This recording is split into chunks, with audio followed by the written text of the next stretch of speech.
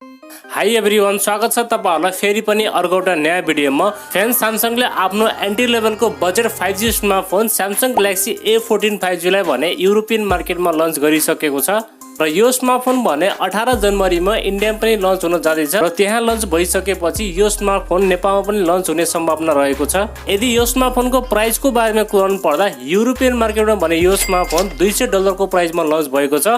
यदि यस प्राइसलाई नेपालमा कन्भर्ट गर्नु पर्दा लगभग 26-27 को प्राइस पॉइन्टमा चाहिँ यो स्मार्टफोन नेपालमा आउने छ। यदि अन्डर 30,000 मा यो स्यामसङको स्मार्टफोन नेपालमा आउँछ भने एकदमै बबाल स्मार्टफोन हुनेवाला छ, किनभने हाम्रो नेपालमा नेपाल टेलिकमले 5G नेटवर्कको काम सुरु गरिसकेको छ। सो आजको भिडियोमा चाहिँ हामी कुरा गर्नेछौँ स्यामसङ ग्यालेक्सी A14 5G स्मार्टफोनको बारेमा, यो स्मार्टफोनका स्पेसिफिकेसन तथा यो स्मार्टफोनमा तपाईहरुलाई के कस्ता फिचरहरू पाउनुहुनेछ, साथै हाम्रो नेपालमा कहिलेसम्म लन्च हुनेछ र के कति प्राइस पॉइन्टमा आउनेछ, सबै चीजको बारेमा आज तपाईहरुलाई यसै भिडियोमा जानकारी दिनेछौँ। त्यसैले भिडियोलाई एकछिन पनि स्किप नगरेर अन्त्यसम्म हेर्नु होला र अब चाहिँ तपाईहरुको टाइम वेस्ट नगरी सुरु गरौँ आजको भिडियो। फ्रेन्ड्स, सबैभन्दा पहिला हामी कुरा गर्नेछौँ यो स्मार्टफोनको डिजाइन र डिस्प्लेको बारेमा।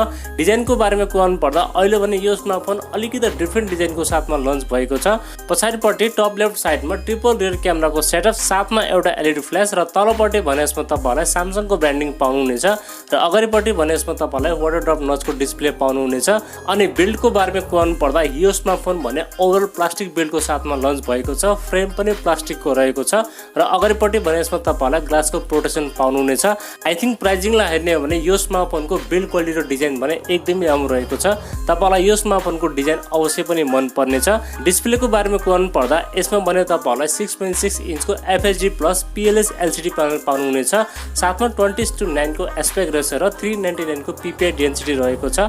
अनि ब्राइटनेसको बारेमा कुराउनु पर्दा यसमा भने तपाईहरुलाई 600 निट्सको चाहिँ ब्राइटनेस पाउनुहुनेछ। यदि यो स्मार्टफोनलाई डाइरेक्ट सनलाइटमा युज गर्दा पनि तपाईलाई त्यस्तो कुनै समस्या आउने छैन। साथमा यसमा तपाईहरुलाई गेमिङको लागि भने 90 हर्ट्ज को फास्ट रिफ्रेश रेट पनि पाउनुहुनेछ। फ्रेन्ड्स, ओभरअलमा डिस्प्लेको बारेमा भन्नु पर्दा डिस्प्ले चाहिँ एकदमै राम्रो रहेको छ। तपाईलाई यो डिस्प्लेमा कन्टेन्ट वाचिङको लागि र गेमिङको लागि भने कुनै पनि समस्या आउने छैन। परफर्मेन्सको बारेमा कुराउनु पर्दा यो स्मार्टफोन भने युरोपियन मार्केटमा डायमेन्सिटी 700 को चिपसेटको साथमा लन्च भएको छ।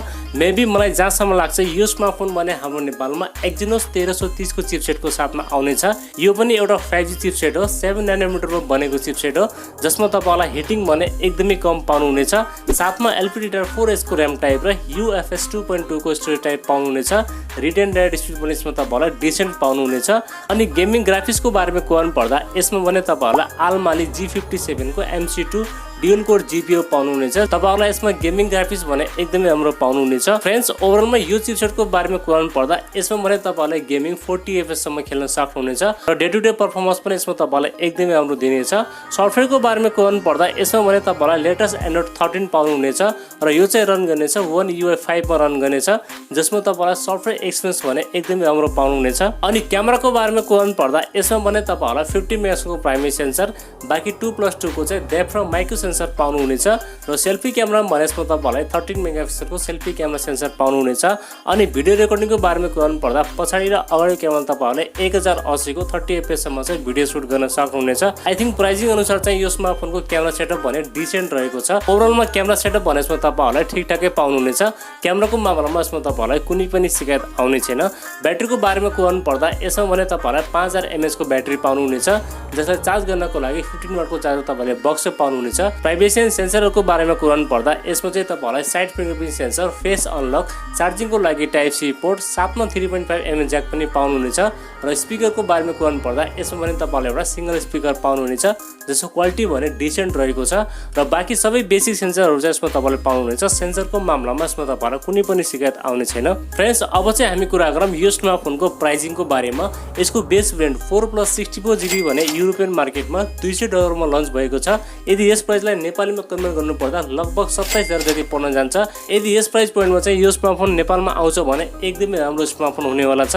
ल त साथीहरु, यति नै थियो स्मार्टफोनको बारेमा। तपाईलाई चाहिँ यो स्मार्टफोनको स्पेसिफिकेसन कस्तो लाग्यो र आफ्नो केही सल्लाह सुझाव भएमा चाहिँ मलाई कमेन्ट गर्नु होला। भिडियो मन परेमा प्लिज एउटा लाइक गरिदिनु होला। यदि नयाँ साथीभाइहरुले हाम्रो च्यानल पहिलोपटक हेर्दै हुन्छ भने प्लिज हाम्रो च्यानल सब्स्क्राइब गरिराख्नु होला। अर्को भिडियोमा भेट्ने बाचा गर्दै आजलाई बिदा लिन्छु। हवस् त, धन्यवाद। जय नेपाल।